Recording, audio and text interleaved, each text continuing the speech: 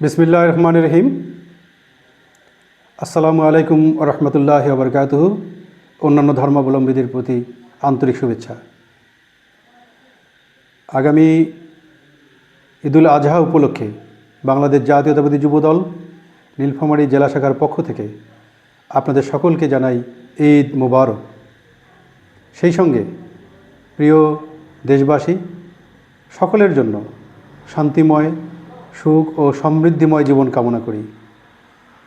এদেশের স্বাধীনতার ঘোষক শহীদ রাষ্ট্রপতি জিয়াউর রহমানের আদর্শে গড়া বাংলাদেশ জাতীয়তাবাদী দলের আদর্শে উজ্জীবিত হয়ে একজন কর্মী হিসেবে আজকের দিনে স্মরণ করি আমাদের মমতাময়ী মা দেশনেত্রী বেগম খালেদা জিয়া, যার আপোষহীন নেতৃত্বে, তার সংগ্রামময় নেতৃত্বের কারণে বাংলাদেশের গণতন্ত্র পুনঃপ্রতিষ্ঠিত হয়েছিল।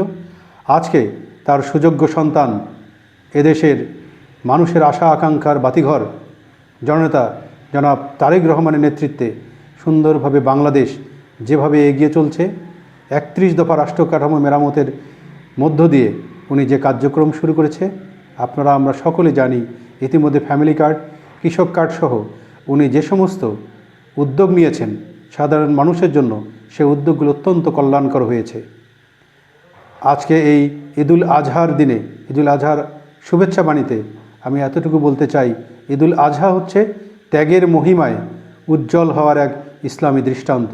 আসুন আমরা সকলে যার যার জায়গা থেকে দেশকে সুখী, সমৃদ্ধশালী এবং একটি শান্তিময় দেশ গড়ার জন্য নিজ নিজ জায়গা থেকে সাধ্যমতো ত্যাগ স্বীকার করে এদেশকে সামনের দিকে এগিয়ে নিয়ে যাই এবং বাংলাদেশের সততার প্রতীক, বাংলাদেশের ঐক্যের প্রতীক, বাংলাদেশের গণমানুষের আস্থার প্রতীক প্রধানমন্ত্রী আমাদের দলের চেয়ারপারসন জনতা জনাব তারেক রহমানকে সহযোগিতা করি।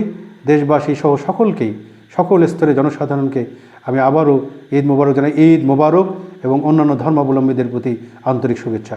আসসালামু আলাইকুম ওয়া রাহমাতুল্লাহি ওয়া বারাকাতুহু।